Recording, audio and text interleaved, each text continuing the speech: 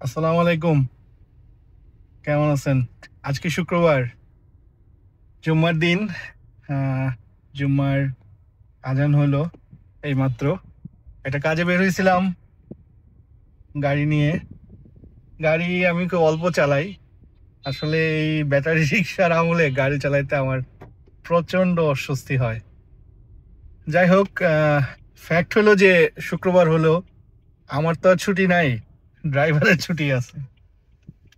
তো কিছু করার নাই, কাজ তো করতে হবে। ইচ্ছা এখন বাসায় যে গাড়ি রাখা, তারপরে ইনশাল্লাহ আল্লাহ যদি চায় মসজিদের দিকে যাব, জুম্মার নামাজ আদায় করব। তো ভালো থাকবেন সবাই।